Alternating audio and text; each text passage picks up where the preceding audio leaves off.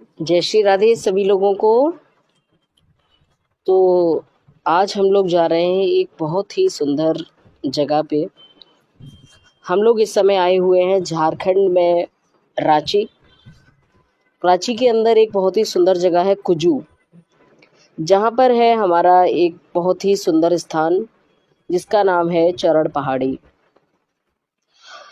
हम सभी लोग यहाँ श्री रामचरितमानस का पाठ करने के लिए, प्रवचन के लिए 5 दिवसीय अपनी माताजी के साथ आए हुए हैं। और यहीं जिन महाराज जी के द्वारा हमारा आगमन हुआ है, उन महाराज जी ने ही हमें अपने स्थान पर निमंत्रण दिया है भोजन के लिए। तो हम लोग सभी चल दिए हैं अपने स्थान से, जहां हमारा कार्यक्रम चल रहा है, वहां से चरण पहाड़ी की ओर। बहुत ही सुंदर रास्ते में ऊंचे ऊंचे पहाड़, बड़े मतलब काफ़ी अच्छा जगह है, अच्छे स्थान है। जो इस समय हमारे उत्तर प्रदेश में बहुत ही भीषण गर्मी पड़ रही है, तो यहाँ बहुत ठंडा है इस समय, क्योंकि यहाँ बहुत ही ओले गिरे, बारिश हुई, बहुत अच्छा मौसम है। तो हम लोग अब पहुँच चुके हैं चरण पहाड़ी पर। आप देख सकते हैं चरण पहाड़ी, यहाँ पे ये बहुत ही सुंदर स्थान है। मोर नाच रहे हैं, मोर ऐसे आंगन में घूम रहे हैं, और गौशाला भी है। अनन्य भक्त यहाँ पे चरण पहाड़ी के दर्शन करने के लिए आते रहते हैं। और हम लोग आए हुए हैं यहाँ पे, साथ में हैं हमारे करण भैया, जो कि हम लोगों का भोजन वगैरह सारी व्यवस्थाएं देखते हैं। हमारे साथ लगभग 10 साल से करण भैया ही रहते हैं। और हमारे साथ हैं सुबोध भैया, जो कि नाल वादक का कार्य करते हैं। साथ ही में है वीरेंद्र भैया, जो पैड प्ले करते हैं। और साथ में है नैन सिंह भैया जी, जो कि म्यूजिशियन, एक अच्छे सिंगर भी हैं और ऑर्गन भी प्ले करते हैं। और कैमरामैन भैया भी आए हुए हैं, पवन। उसके साथ ही हम लोग यहाँ पहुँच चुके हैं। और चलिए चलते हैं आगे बढ़ के। यहाँ पे आपने देखा, ये पहाड़ों के बीच में बहुत ही सुंदर एक स्थान बना हुआ है। यहाँ नदी भी है, और ये जो पहाड़ आप देख रहे हैं, ये महाराज श्री के ही द्वारा बनाया हुआ पूरा एक स्थान है। उन्होंने जागृत किया है इस जगह को। आप देख रहे होंगे महाप्रभु जी के यहाँ चरण है। चलिए चलते हैं दरवाज़ा खोल के अंदर। और ये महाप्रभु जी की यहाँ प्रतिमा लगी हुई है। दोनों का सम्मिलित स्वरूप चैतन्य महाप्रभु के रूप में जब धराधाम में आए 487 साल पहले, तो उस समय उन्होंने जब ब्रज की यात्रा करने के बाद नीलांचल होते हैं वृंदावन, और उसके बाद जब इधर से पुरी की ओर प्रस्थान कर रहे थे, तो उस समय जो है ये नदी के किनारे, क्योंकि उस समय साधन ही कुछ और नहीं था, तो नदी के किनारे किनारे जैसे चले तो हरे कृष्ण कृष्ण कृष्ण हरे हरे, हरे राम राम राम। ये जो महाप्रभु ने हम सबों को महामंत्र दिया, इस कलयुग का महामंत्र यही है। क्योंकि हम लोग में वो मर्यादा नहीं है जो हम हरे राम राम राम हरे हरे, और हरे कृष्ण कृष्ण कृष्ण हरे हरे, इसको बोलने के लिए बहुत मर्यादाओं का पालन करना होगा। राम जी ने 13,000 वर्ष मर्यादाओं का पालन किया, फिर भी उनमें लोग कमी निकालते ही रहे। तो भगवान कृष्ण 125 वर्ष के लिए जब हम लोग के पास आए, और उसके बाद जब 100 वर्ष राधा जी से विरह रहा, श्री राम जी के श्राप बस बोलिए चाहे वो लीला थी, तो राधा रानी से जब मिलने गए, कहाँ मिले? कुरुक्षेत्र में जब मिलन हुआ तीनों तरह से, हस्तिनापुर के भी लोग आए, उधर से द्वारिका से भी आए, और इधर से लोग पहुंचे, तो पूछी राधा रानी क्यों ऐसे विरह में हमको आपने क्यों छोड़ा, और पूछ रहे हमसे कि आपको क्या चाहिए। मेरे को तो आपने विरह में ही डाल दिया। तो वो बोले कि इस विरह का दर्द तुम भोगोगे, ये जो विरह हमने 100 वो तुम विरह का दर्द। ठाकुर जी राधा रानी में कोई अंतर नहीं है, लेकिन अंतर तो लौकिक रूप से अंतर था ही, वहां दिख रहा था कि गोपियां विरह में रो रही है, राधा रानी 100 वर्ष ठाकुर जी से राधा रानी तो दूर रही, आप चले गए चंद्रेश्वर महादेव का दर्शन। चलिए बढ़िया। तो ये सारे जो विरह में राधा रानी ने बड़ी दुख के साथ उनके अश्रों से जो आंसू गिरे, गोपियों के अश्रों से जो आंसू गिरे। आज तो वृंदावन के वासी आप जानते हैं कि वो नमकीन क्षेत्र है, तो आंसू तो नमकीन ही होता है। क्या रहा होगा वो संदर्भ, कितने आंसू बहे होंगे जो कि नदी नाले का रूप ले लिया होगा आज हमारे में खारा पानी है जी। तो इसलिए जो है, तब वो उन्होंने कहा कि तुम इस विरह को तब महसूस करोगे जब तुम्हारे पर बीतेगी। तब ठाकुर जी ने रोते हुए कहा कि मैं आऊंगा, लेकिन चैतन्य के रूप में आऊंगा इस धराधाम में, और कलयुग के लोगों को प्रेम बांटने के लिए आऊंगा। जो 125 साल मैंने जो प्रेम के कार्य को करने के लिए मैं चैतन्य के रूप में आऊंगा और लोगों से प्रेम का संदेश दूंगा। उसी प्रेम बस जो है ठाकुर जी ने लीला की, और राधा रानी का स्वरूप था गोरे बन के थे, गौर बन, गौर निताई जो बोलते हैं, और ठाकुर जी का पूरा अस्तित्व, मन, विचार, आत्मा लेकर उस विरह को महसूस करने के लिए आए, और काफी रोए, उन्मत्त होकर नाचते थे चैतन्य महाप्रभु।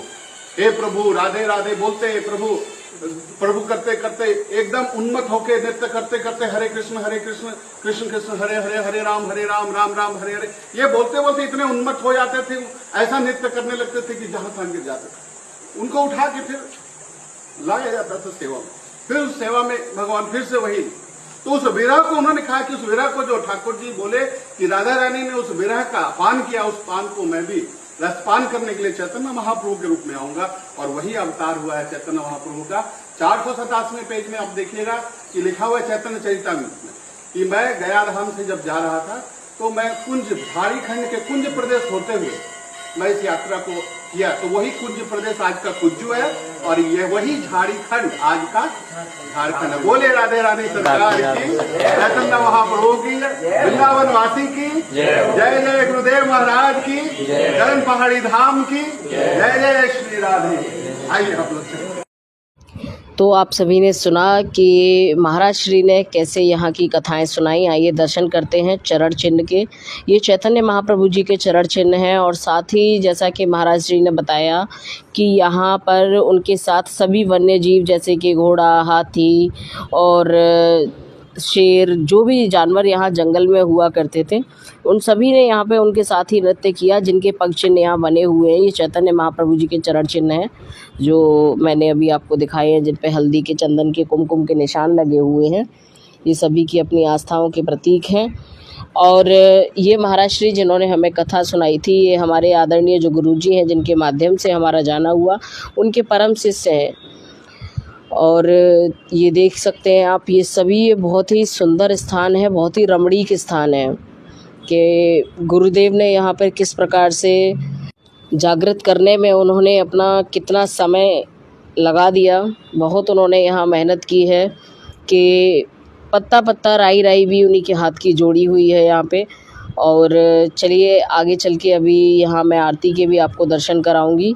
ये जो आप देख रहे हैं ये वही नदी है जिसमें चैतन्य महाप्रभु जी ने स्नान किया था, और स्नान के बाद चैतन्य महाप्रभु जी ने यहाँ पे जो नृत्य किया था वही पक्ष यहाँ बने हुए हैं। तो आइए प्रवेश करते हैं अब आरती स्थल पे, क्योंकि आरती का समय हो चुका है। तो यहाँ आरती चल रही है। ये हमारे चैतन्य महाप्रभु जी के जितने भी उनके भक्त थे, अनुयायी थे, श्री राधा जी, ठाकुर जी और उनके सभी लोगों के यहाँ पे आप दर्शन कर सकते हैं। ये सभी भक्त जो नित्य सेवा में यहाँ रहते हैं। ये आप जगन्नाथ जी के दर्शन आप यहाँ पे कर सकते हैं, जहाँ बहन सुभद्रा, बलराम जी और भगवान कृष्ण, और ये श्री राधा रानी, इनके साथ में हमारे श्री ठाकुर जी। ये आरती चल रही है, सभी भक्त यहाँ नित्य आरती करते हैं, नित्य सेवा रहती है यहाँ पे। शिमर डोला की आरती, मोर पंख से आरती, इन सब के अलग अलग नियम होते हैं। ये भी एक वीडियो में बनाऊंगी जिसमें 7 प्रकार की जो भी आरती होती है उन सभी के बारे में मैं कोशिश करूंगी, जितनी मुझे जानकारी है मैं आप सभी को इन सब के बारे में बता सकूं कि आरती के पश्चात जल क्यों दिया जाता है, चिमर क्यों डलाया जाता है, वस्त्र से आरती क्यों की जाती है, और ये सारी चीज़ों के एक अपने नियम है।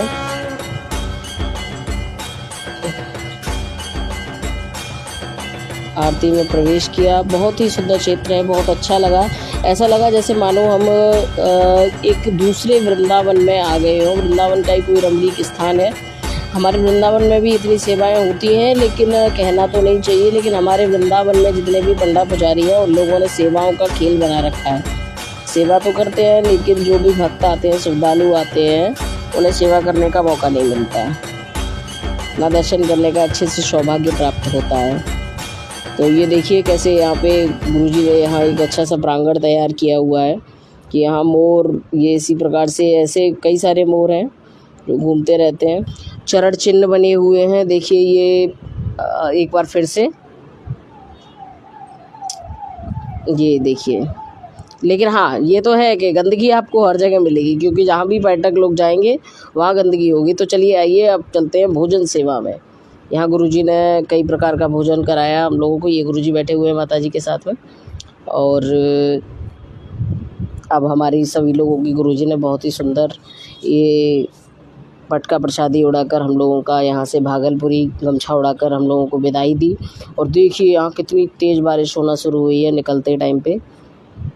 और इस समय हमारे उत्तर प्रदेश में बहुत गर्मी थी जब यहाँ बारिश हो रही थी, और हम लोग तो जब यहाँ पहुँचे थे तो हमने तो रजाइयों का सहारा लिया था। देखिए कितनी तेज़ घमासान बारिश हो रही है, पहाड़ों के बीच से हम लोग निकल के जा रहे हैं। और कोशिश कीजिए एक बार आप सभी लोग भी ऐसे सुंदर स्थान के दर्शन करने आ सकें। जय श्री राधे, जय श्री श्याम।